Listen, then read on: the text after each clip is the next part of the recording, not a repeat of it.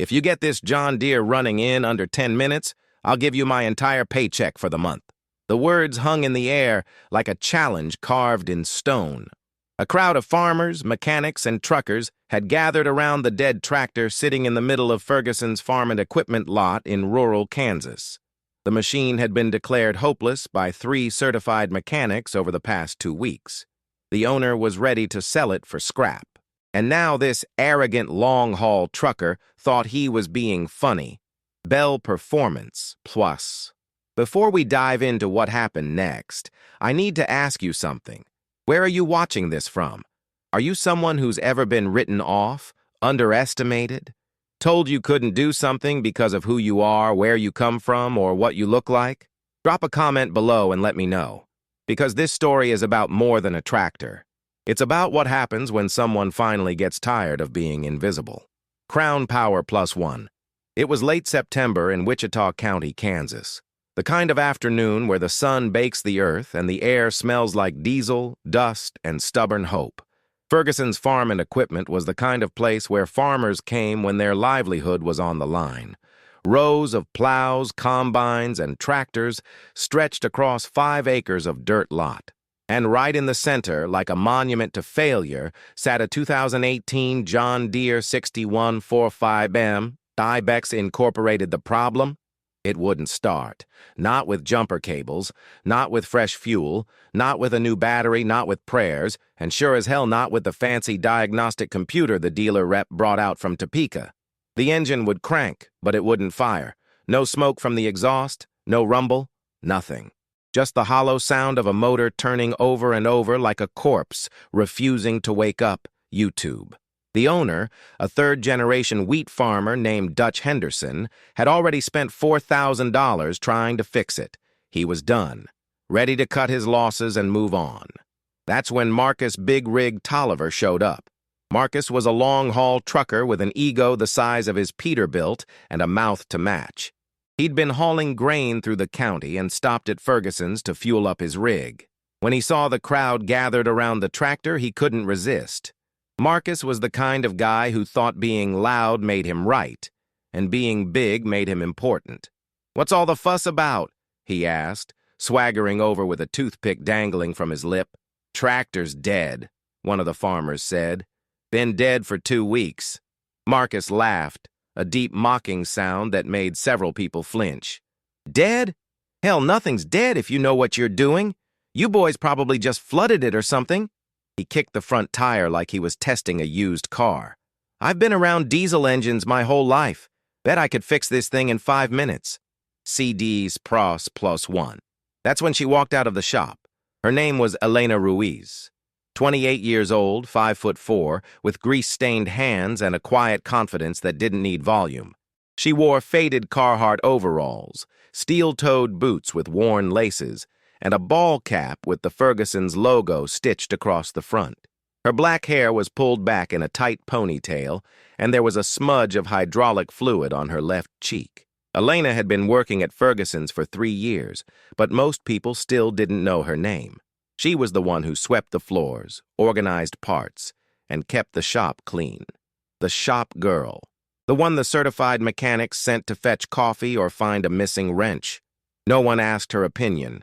No one cared that her grandfather had been a master diesel mechanic in Guadalajara, or that she'd grown up crawling under farm equipment since she was 6 years old. YouTube Crown Power. She'd learned from the best.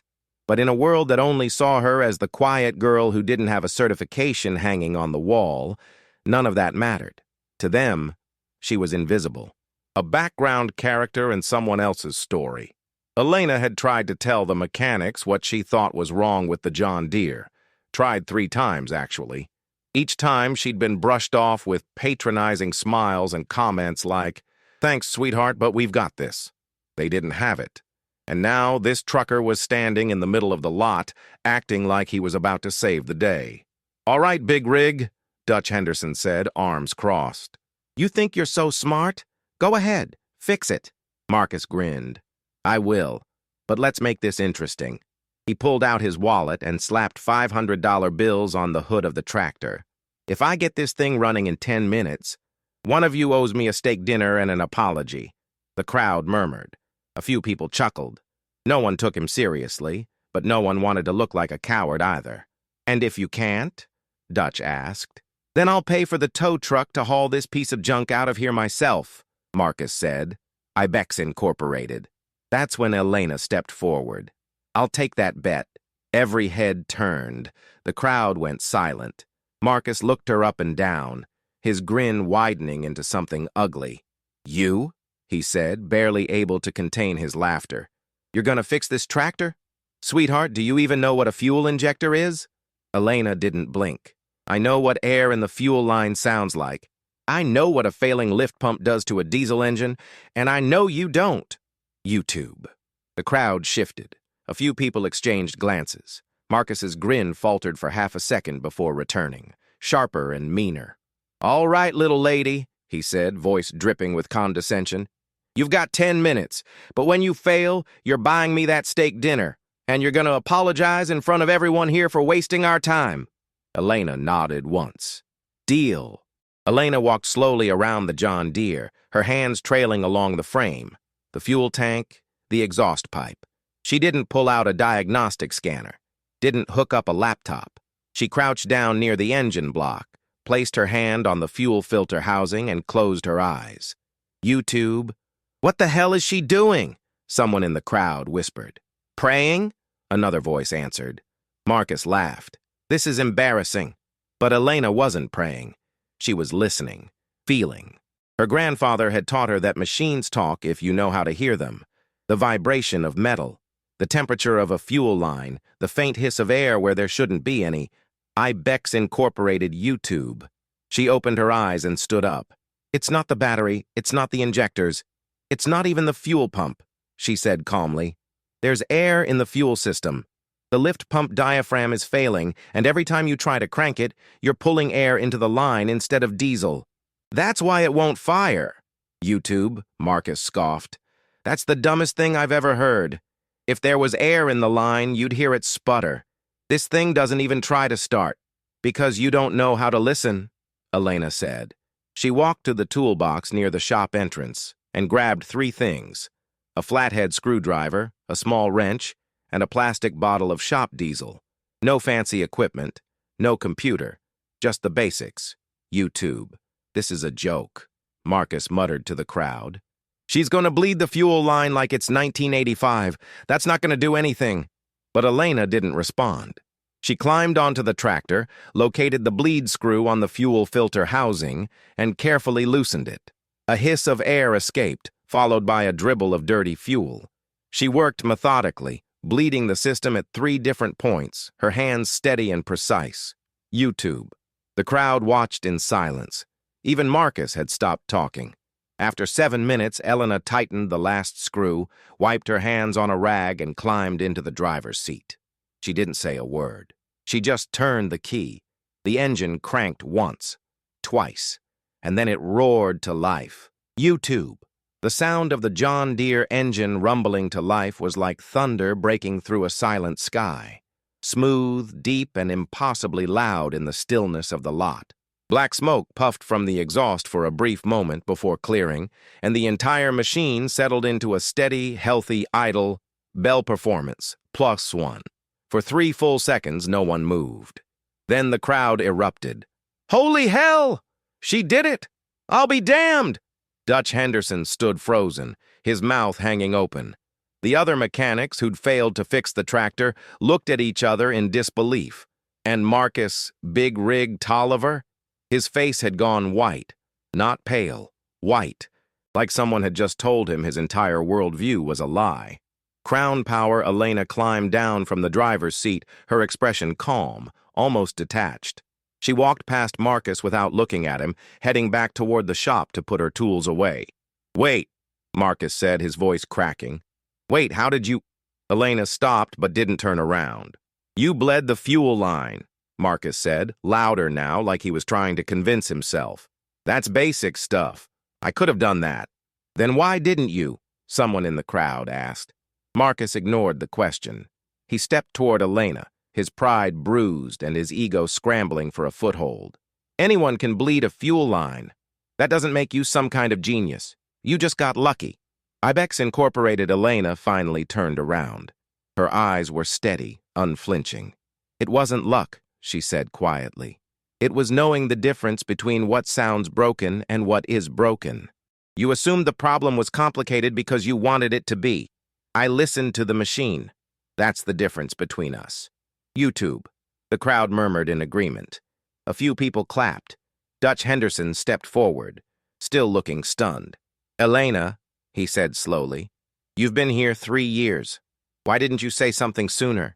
I did, Elena said. 3 times. No one listened. The silence that followed was heavy and uncomfortable. The other mechanics looked away. Dutch rubbed the back of his neck, shame flickering across his face. Marcus wasn't done. Okay, fine, he said, his voice rising. So you fixed 1 tractor. Big deal. That doesn't prove anything. I've been around diesel engines for 20 years. I've worked on semis, I've worked on generators, I've worked on equipment 10 times more complicated than this John Deere. MHI +1. Then prove it, Elena said. Marcus blinked. What? Prove it, Elena repeated. She pointed to the far end of the lot where a massive 1974 Case 1370 tractor sat rusting in the weeds. That tractor's been sitting there for 5 years. No one's been able to get it running. Not the dealer, not the old-timers, not anyone. If you're such an expert, go fix it. Crown power. The crowd turned to look at the old Case. It was a beast of a machine, a relic from an era when tractors were built like tanks. It had a turbocharged diesel engine, mechanical fuel injection, and enough torque to pull a house off its foundation. It was also a nightmare to work on. Parts were scarce, documentation was non-existent, and the fuel system was notoriously temperamental. Country sales and service, +1, Marcus hesitated. That's different. That thing's ancient. It's not even worth fixing. So you can't do it, Elena said. It wasn't a question. Marcus's face flushed red. I didn't say that. Then show me. The challenge hung in the air. The crowd was watching now, fully invested. Dutch Henderson looked between Elena and Marcus, sensing an opportunity. Tell you what, Dutch said. If you can get that case running, Marcus, I'll pay you $1,000. But if you can't, you owe Elena an apology. A real one, in front of everyone. Marcus clenched his jaw. He was trapped, and he knew it. If he walked away, he'd look like a coward. If he tried and failed, he'd be humiliated. Fine, he growled. But when I get it running, you're all gonna remember this. Ibex Incorporated. He stormed toward the old Case, tools in hand, ego bruised but still intact. For the next 40 minutes, Marcus worked on the Case tractor while the crowd watched from a distance. He tried everything. He replaced the fuel filter. He checked the battery. He pulled the glow plugs and tested them. He even tried bleeding the fuel system the way Elena had done with the John Deere. YouTube, nothing worked. The engine cranked, but it wouldn't fire. Every attempt was met with the same hollow, defeated sound. Marcus grew more frustrated with each failure, his movements becoming jerky and aggressive. He cursed under his breath, kicked the tires, and slammed his wrench against the hood. Hi. The crowd began to lose interest. A few people drifted away, others checked their phones. And then Elena walked over. Need help? She asked. Marcus glared at her. I don't need help from you. Suit yourself, Elena said. She turned to leave, but Dutch stopped her. Elena, he said, can you fix it? Elena looked at the Case tractor, then back at Marcus. Yes. Then do it, Dutch said. Marcus stepped aside, his face a mask of resentment and defeat. Elena climbed onto the tractor, popped the hood, and immediately went to work. She didn't waste time with diagnostics or guesswork. She went straight to the mechanical fuel injection pump, a complex piece of equipment that required both precision and experience to understand. CD's pros +1. Within 10 minutes, she'd identified the problem. A seized plunger inside the injection pump caused by years of sitting idle. It was a repair that required patience, a steady hand, and an understanding of how these old mechanical systems worked. Country sales and service. Elena worked in silence, her hands moving with the practiced efficiency of someone who'd done this 100 times before. The crowd gathered again, watching in awe as she disassembled the pump, freed the plunger, cleaned the components, and reassembled everything without a manual or a second guess. YouTube, the engine fired on the first try. The sound was glorious, deep, throaty, and powerful. The old case roared to life like it had been waiting decades for someone who understood it. Black smoke poured from the exhaust, then cleared, leaving behind the steady rumble of a machine that refused to die. Bell performance, +1. The crowd exploded into applause and cheers. Marcus stood frozen, his face ashen. He looked like a man who'd just watched his entire identity crumble in real time. Dutch Henderson walked up to Elena, shaking his head in disbelief. "Elena," he said, his voice thick with emotion, "I owe you an apology. We all do. You've been here for 3 years, and I never once asked you what you knew. That was wrong." Elena nodded, but said nothing. Dutch turned to the crowd. "For those of you who don't know, Elena's grandfather was Hector Ruiz. If that name sounds familiar, it's because he was one of the best diesel mechanics in North America. Worked for Caterpillar, John Deere, and Case IH for over 40 years. Elena learned everything from him. Country sales and service, YouTube," the crowd murmured, impressed. A few people stepped forward to shake Elena's hand, offering congratulations and apologies. Marcus, meanwhile, was silent. He stood off to the side, staring at the ground. "Marcus," Dutch said, his voice firm, "you owe her an apology." Marcus looked up, his face twisted with shame and anger. For a moment, it seemed like he might refuse, but then he took a breath and walked over to Elena. "I'm sorry," he said, the words forced but genuine. "I underestimated you. That was wrong." Elena met his eyes. "Thank you." The story of Elena Ruiz fixing 2 unfixable tractors in under an hour spread through Wichita County like wildfire. By the next morning, her phone was ringing off the hook. Farmers, equipment dealers, and even a representative from John Deere Corporate called, asking if she'd be willing to consult on difficult repairs. These pros +1 Dutch Henderson didn't waste any time. He offered Elena a promotion on the spot, head mechanic at Ferguson's Farm and Equipment, with a salary that reflected her skill, not her gender or her background. But Elena surprised everyone. "I appreciate the offer," she said, "but I don't want your job." Dutch blinked. "What do you mean?" "I don't want to be the head mechanic," Elena said. "I want to be treated like one. There's a difference." YouTube Dutch paused, then nodded slowly. "You're right. What do you want?" "Respect," Elena said simply. "I want to be part of the team. I want my ideas to be heard. I want to be valued for what I know, not overlooked because of who I am." "Done," Dutch said. "And for what it's worth, you've earned more than respect. You've earned admiration." 2 weeks later, a farmer named Thomas Caldwell showed up at Ferguson's with a problem that had stumped every mechanic in 3 counties. His brand-new Kubota M7 172 tractor, still under warranty, was overheating catastrophically during heavy loads. The dealership had replaced the radiator, the thermostat, and the water pump. Nothing worked. Country sales and service. "They're telling me it's a defect," Thomas said, his voice heavy with frustration. "They want to replace the entire engine. That's a $30,000 repair, and it'll take 6 weeks. I've got 200 acres of wheat that need plowing, and I'm losing money every day this thing sits idle." Elena listened carefully, then asked a single question. "Did they check the fuel quality?" Thomas frowned. "Fuel quality? What does that have to do with overheating?" Elena explained. Contaminated diesel fuel could cause incomplete combustion, which increased engine temperatures and put excessive strain on the cooling system. If the fuel had water or algae in it, the engine would work harder than it should, generating excess heat that no radiator could handle. Ibex Incorporated. Thomas looked skeptical, but he agreed to let her investigate. Elena took a fuel sample from the Kubota's tank and examined it under light. The diesel was cloudy, with visible particulates floating in the liquid. She ran a simple water separation test and confirmed her suspicion. The fuel was contaminated. Ibex Incorporated. "Where are you buying your diesel?" Elena asked. "Local supplier," Thomas said. "Same guy I've used for 10 years. "When was the last time he cleaned his storage tank?" Thomas went pale. I, I don't know. Elena nodded. That's your problem. The fuel's contaminated. You drain the tank, flush the system, replace the fuel filter, and fill it with clean diesel. The engine will run fine. MHI YouTube. Thomas did exactly that.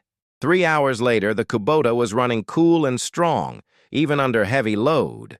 The dealership had been ready to charge him $30,000 for an engine replacement. Elena had solved the problem for $200 in parts and labor. Crown Power plus one. Word spread fast. Within a month, Elena was the most requested mechanic in the county. But she didn't stop there. She started offering free weekend workshops for young people, especially young women and immigrants, who wanted to learn diesel mechanics but couldn't afford technical school. She taught them the same way her grandfather had taught her, hands-on, practical, and rooted in respect for the machines they worked on.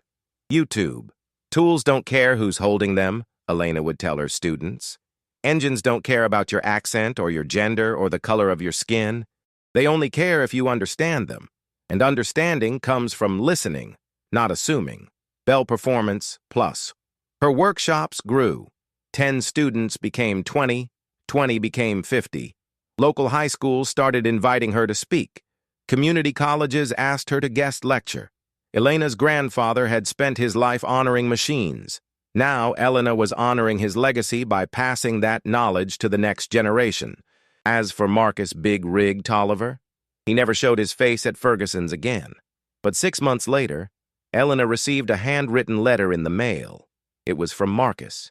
"I've been thinking about that day at Ferguson's," the letter read. "I was wrong. Not just about you, but about a lot of things.